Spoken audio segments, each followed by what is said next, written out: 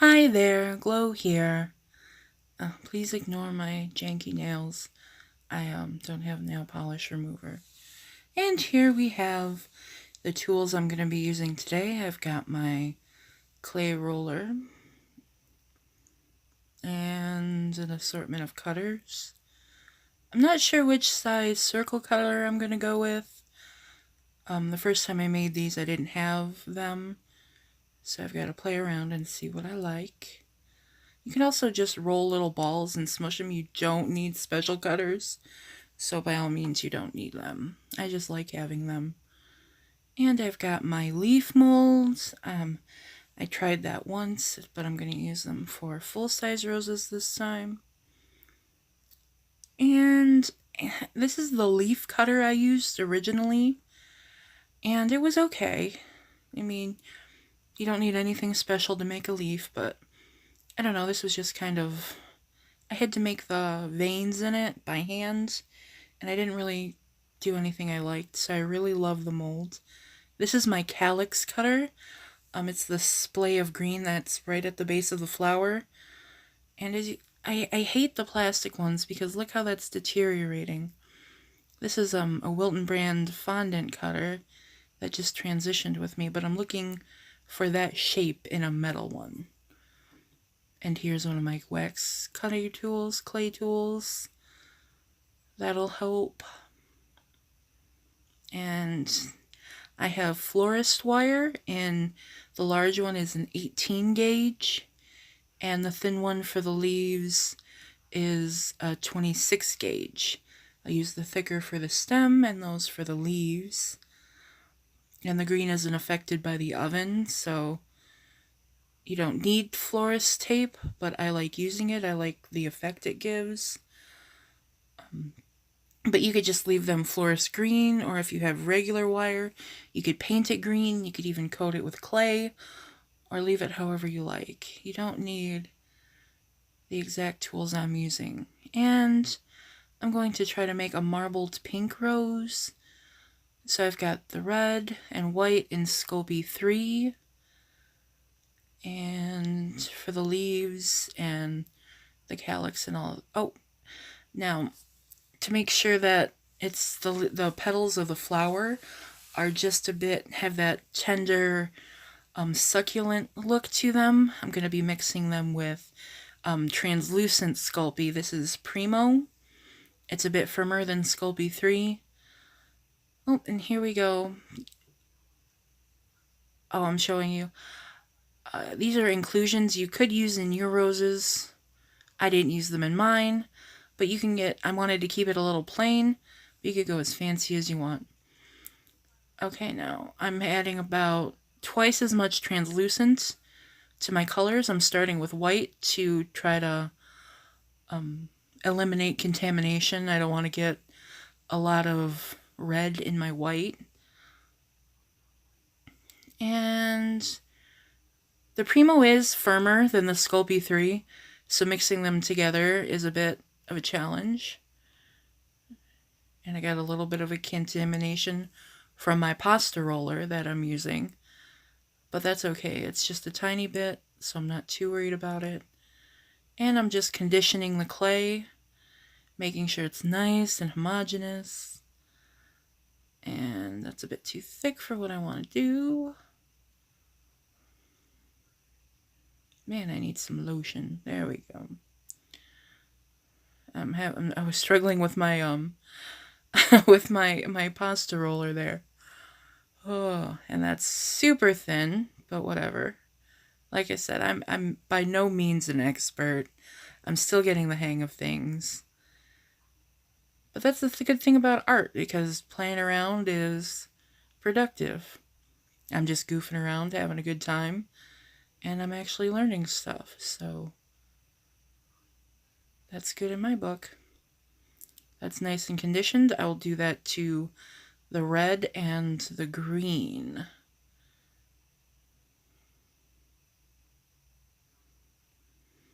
Now I've got my clay my red conditioned and mixed with the translucent Sculpey.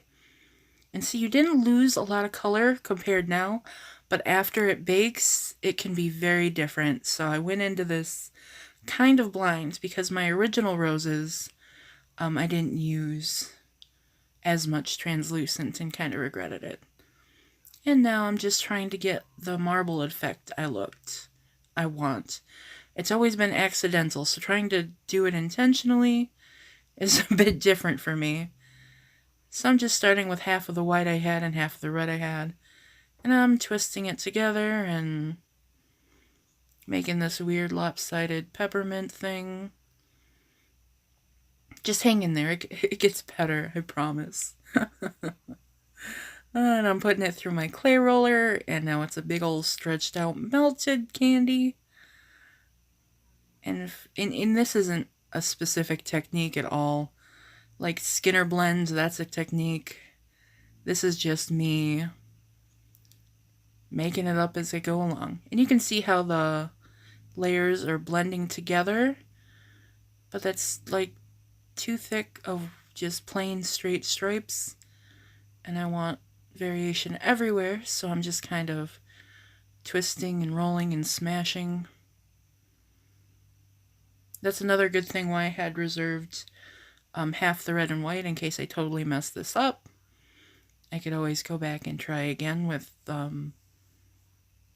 different technique. Ooh, but I like that. That makes me happy. Yay! And I think I should have. I'm not used to the settings yet, so I'm not sure what setting on my pasta machine is. But yeah, and since I'm starting with the bud, I'm gonna use the teeny tiny circle cutter. And see, the very base of the bud doesn't really matter what color it is, so you could use scrap clay. I'm just using a bit of the red that's not mixed up, so I maximize my marbled petal availability. And you just want something the size of a good sized blueberry. You'll get a feel for it. And that looks good to me. I'm having focusing issues, I think. And I just squeeze and roll to make this cone shape, because we want a thicker base that tapers to a thin point to wrap our petals around to start that base of the rose shape.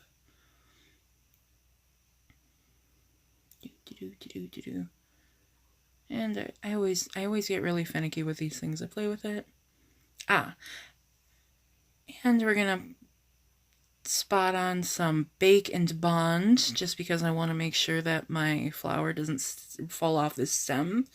Now, I did not have this for my original roses, and it was not an issue with the roses themselves, the actual heads of the flowers. But since I have it, I'm just going to be a little extra cautious.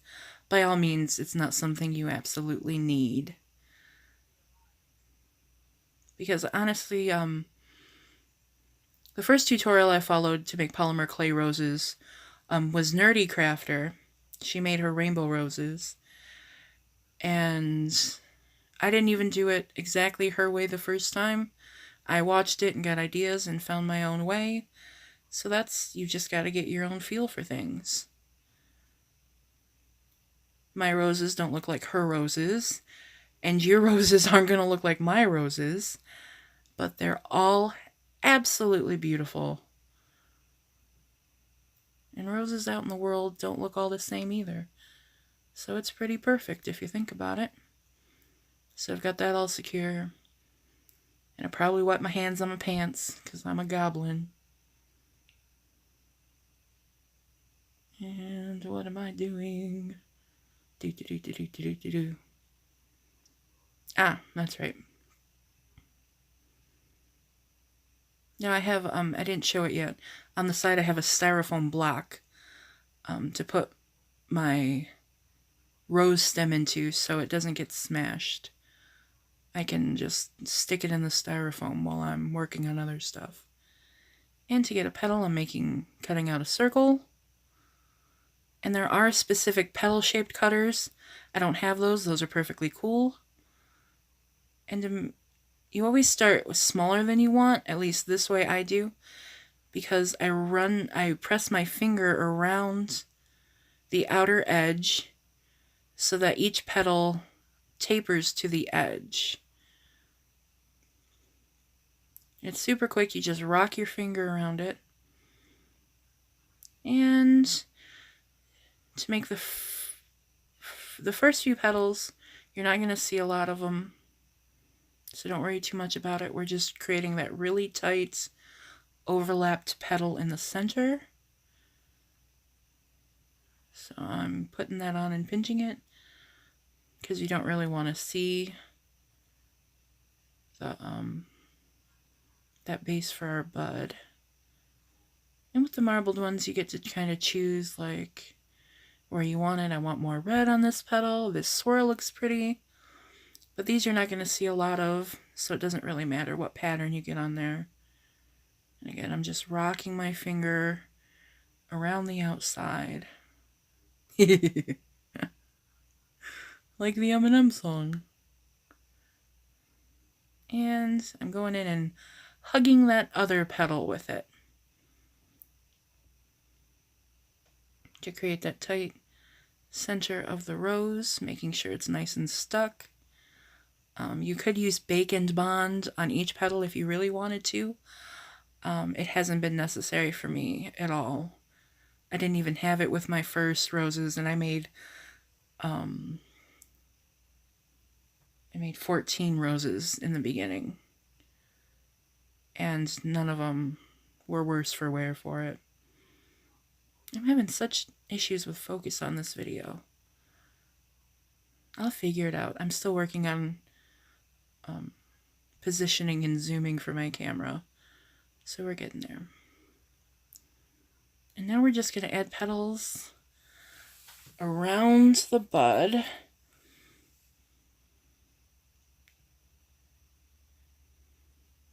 And there we go. Hug it in nice and tight.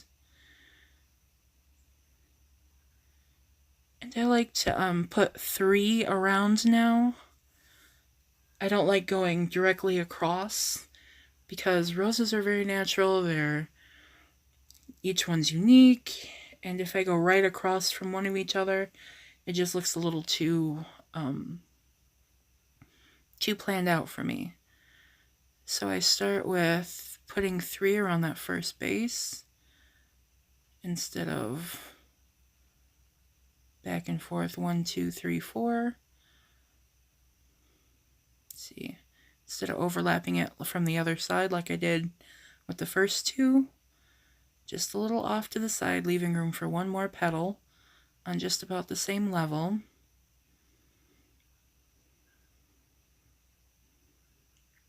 And with these ones, the pattern on the inside of the petal gets more important because we're going to start turning them out and the rest of the petal will be overlapped anyway.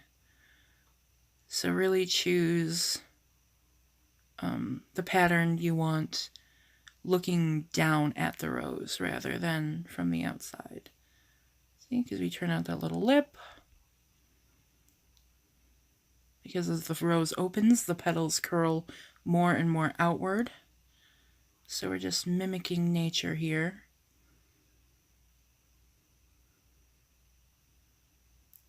And you're going to see how that petal wrinkled a bit? It looks almost torn. Now, by all means, you could do a different petal, scrap it, do a different petal. That's why we make extra clay. But like I said, we're going for nature. Nature isn't perfect. I sure as heck ain't perfect. And especially with, like, I didn't have the original black roses. But the original black roses I made for my niece, I wanted them to look a bit more raggedy.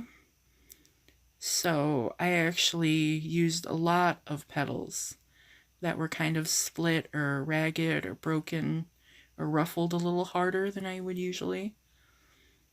And I was just showing you up close how I rock my finger around the outside to get that edge of the petal tapered. And maybe you find a different way. You could use a ball tool to go around the edge. That doesn't work perfectly for me, but maybe it'll work better for you. There we go. And the more you see of these petals, the more you kind of play with them. I like to pinch them because the petals, natural petals, seem to fold in on both sides the bigger they get. So I like to pinch them out a little bit. Yes, even this little broken petal. And our bud starts to turn into a full-blown bloom. Full-blown bloom. Say that 3 times fast. Full-blown bloom, full-blown bloom.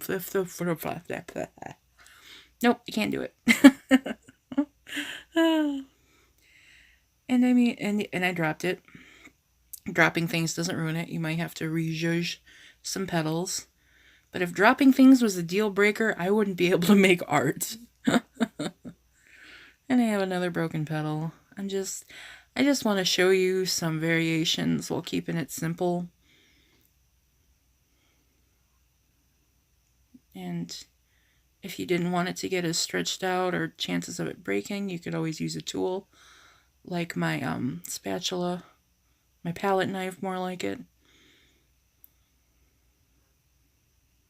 Yeah, oh, that one broke. Had a piece of fuzz in it. But that's how it goes. I've made dozens and dozens and dozens. Oh, and that one broke a little, but it wasn't a deal breaker.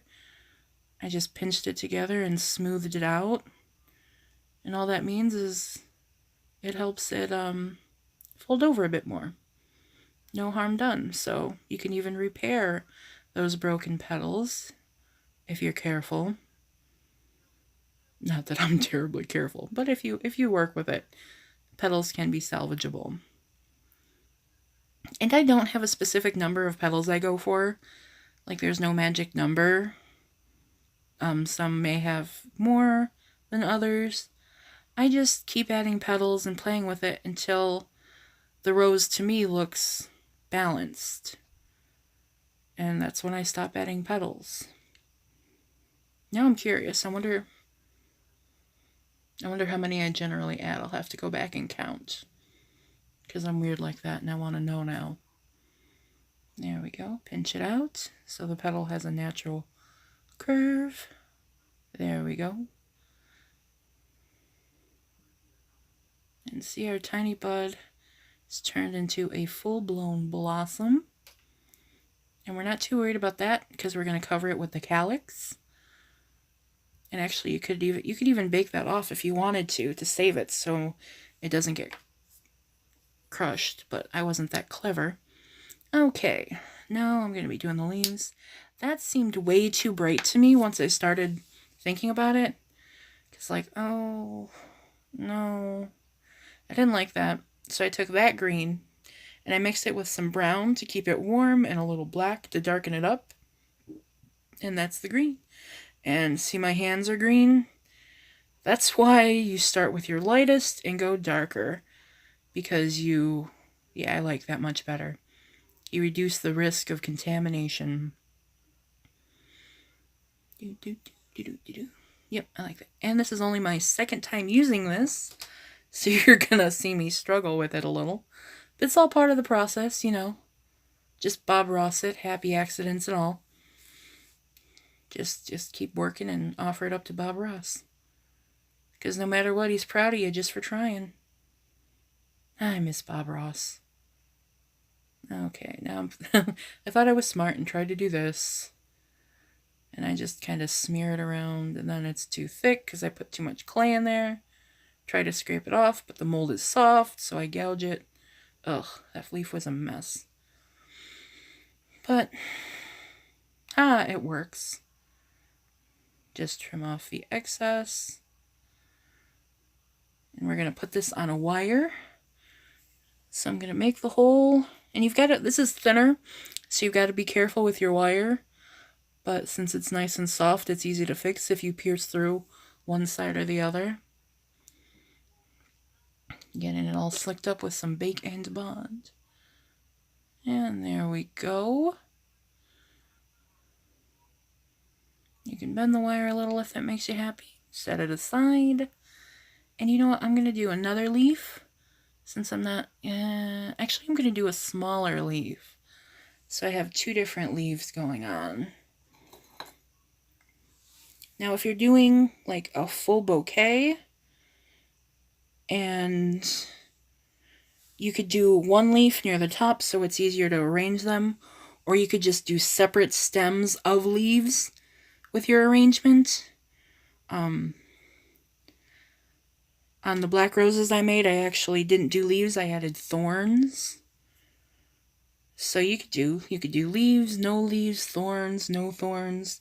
Anything that makes you happy. You could just do roses and call it a day, because they're absolutely gorgeous. There we go. I'm going to shape that a little more later, so I'm not worried about it, because it's got some time before it gets to the baking tray. And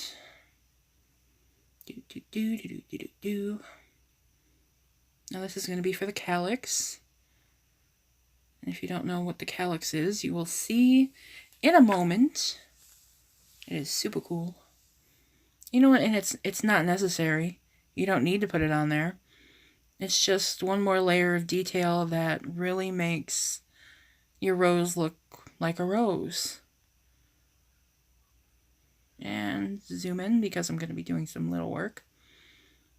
Now, I'm using my wax carver tool, my clay tool, but I actually did this with just a little kitchen paring knife when I made my first set. So, like I said, you don't need the tools I'm using, even though that's what I'm using. And again, you could put this on just as it was, but again, I want it to make it look a little more natural, a little different. I don't want all the sides to look the same. So I'm just putting those ragged edges on each of those and scraping it up, which deforms it a bit, but like I said, this part of the flower is kind of really ragged and crunchy. It's the kind that curls under as the flower blooms. So imperfect is pretty perfect.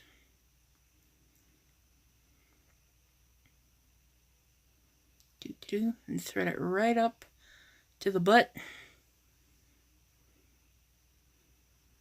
And you can leave it more splayed like that, but I like to get it up close to the rose. And curl out the ends a bit on some of them. Whatever makes you happy. And now we're going to make the transition between the calyx and the stem.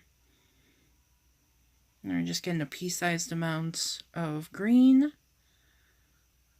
rolling it into a cone shape and threading it to the calyx. And this is, see, I know the word for calyx. I don't know the word for this part of the flower. I should have looked it up. But this, I don't know, kind of the throat. I don't know. So I'm just using my ball tool to blend that up into the calyx. So it looks like that grew from this, rather than it just being all stuck together. And just refining that shape. Oh, I removed a little because I got a little too much going on there.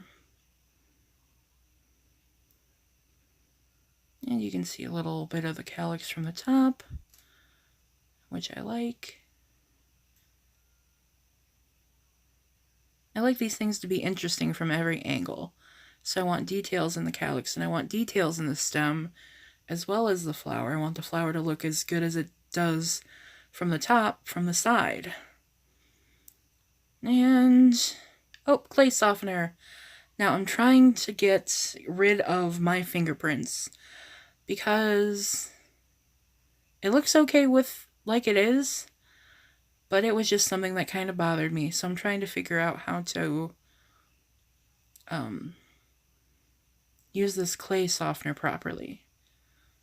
Now it's pretty much baby oil, so you could just use baby oil. That's what the Ace of Clay, another great YouTuber I follow. Ace of Clay uses clay softener. He's also used cornstarch. NerdEcrafter, Jackie, she uses rubbing alcohol. I haven't tried that yet. I need to try that because this doesn't work exactly right for me. I'll show you in a sec. When I get to the green parts worked out okay. I got fingerprints off. But it was harder with the head of the rose, the actual rose.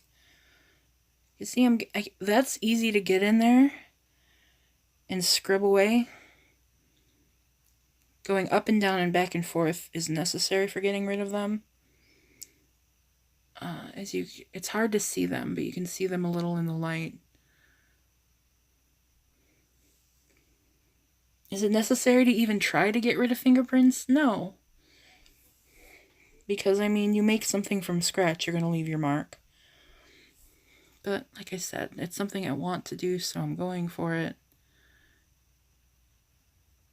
And you can see all the... See, looking back at this, I'm like, you didn't go at it hard enough. What are you doing? I'm just kind of like slapdash.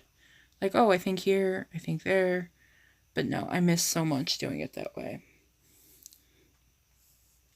I've got to figure out how to be a little bit more thorough with that. Because once you make it shiny with the clay softener, it's and the baby oil doesn't evaporate right away, which may be an advantage for the rubbing alcohol. But when it's shiny, it kind of fills in the spaces from your fingerprints and reflects light in a way that makes it in there. And so I'm putting fingerprints back. Why? I have no idea. But yeah, I'm still getting the hang of using that. And I'm going to show you how I set this up for the baking tray, because you just made a lot of really delicate petals, and putting into the oven the wrong way can squash them. And we don't want squashed petals.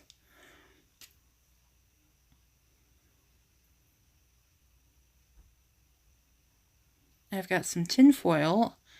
First I put down parchment paper, and I've got some tin foil. And to hold down the rose, I'm sticking it through the tin foil and lying it on the other side. So the stem is resting, but I've got my beautiful rose hanging off the edge, so it's not going to lay against the baking tray and get smashed, and it's not going to get any imprints from the foil. Oh, got a clay booger.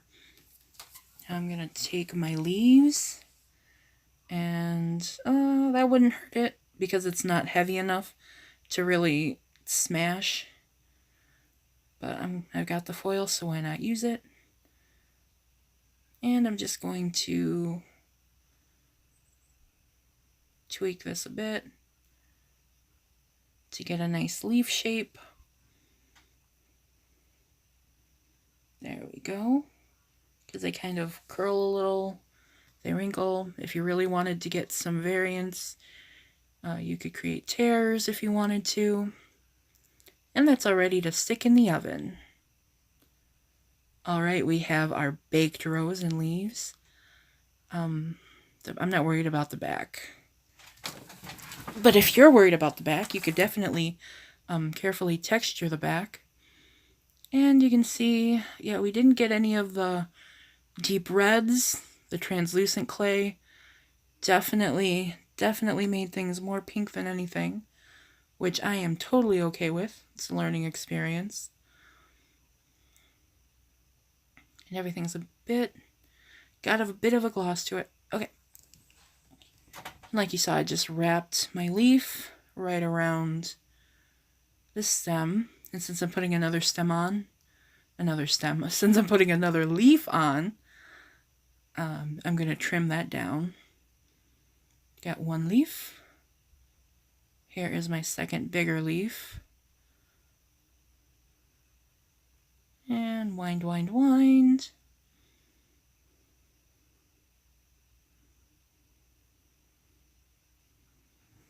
And you could, I'm going to do florist tape. You could certainly just paint it or leave it as is. You could cover that with clay and put it back in the oven. But here's the florist tape, and one side is stickier than the other. And it's the of course it's the inside, that makes sense. Boy. It's really easy to tear. And the trick with florist tape is you have to stretch it a bit to cause that stick to happen. I'm just trimming it up. So you have to keep it taut, pull it firmly but not too firmly because I ripped it. But wrap, hold it firmly, keep it nice and taut, and wrap, and your florist tape will stick to the wire. Now when you get to a leaf, you just put it firmly against the tape and wrap it below.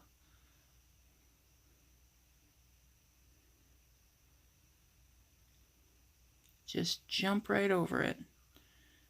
Now that technique took me some getting used to. Since these are on wires, it's easy to push it up into that nook as I jump from the top of the leaf to the bottom. You could always, if you don't want your leaves to be able to be positionable after the fact, you could always bake and bond them when you bake them. That way they'd hold still and might be easier to work with. But I like to be able to position my leaves a little. And there you go. Now this is perfect the way it is. Oh, it's very sturdy. See? The pellets look a lot more delicate than they are. I banged it on the desk, I flicked it. So you don't have to be too gentle with it. Otherwise I'd be lost. I wouldn't make anything because I'm clumsy as heck. And you could leave it like this, it's very sturdy. But I want to add a satin glaze just for an extra layer of protection. And I want to even out the look of that kind of shine it got when it got baked. I just want it to be easy, an even satin glossy rose. Now, if you want a matte rose, which is totally cool, you can get glaze in matte. If you want a very shiny rose, which is also cool, you can get glaze in high gloss. If you want it to be super protective, you could always brush resin onto your rose. Or if you didn't want it, you could also use resin to do little water droplets. You could add shimmer or glitter at this point to any part of it. I mean, you could do anything you want. You're only limited by your own imagination. And there we go. And there's my block of styrofoam. Thanks, Mom. That was her idea. She gave me the styrofoam. And there's our rose standing up. And again, I learned more doing this one. And it's not perfect, but I love it. See? Aw, I love it. And I gotta stop waving goodbye because I'm not done yet. Here I have a couple of my old roses and my new rose to show you. Now this one I used translucent Sculpey with my colors, but I didn't use as much. I probably did 1 part translucent to 2 parts colored clay, while you saw with this rose I did 2 parts translucent to 1 part colored clay. So I like the look of it. It turned out more pastel than the rainbow rose, but I like the effect. It's different. And this one I made a little bud. This one's going out to my friend Brenda when I can get to the mailbox. Not the mailbox, the post office, but yeah. But yeah, that's definitely more opaque. And this one I used a Sculpey Primo in Opal. So you can see those inclusions, those cellophane glitter flakes. And since the opal itself is a translucent clay that I mixed with glow in the dark and translucent clay, this one turned out more translucent than the rainbow rose. And I paired it with a different green. Instead of a leaf, I did that weird little curly Q. I even have a different color of florist tape. So these roses, you can... My little curly Q. Yep. You could do vines, and that was before I had Bacon Bond. So the little parts, the leaves and the buds and stuff, do come off their wires. But yeah, you could do anything you want. They're completely customizable. Anything your heart desires. And I mean, I haven't been making these for long, and I think comparing the new ones and the old ones, you can see my progress. Oh, that's the little sample one I made to test out new clay. That was the black rose. And there we go. Like I said, you're only limited by your own imagination. Just get out there and have fun and make pretty awesome things. Thanks for hanging around. I really appreciate it. Have a great day. Bye.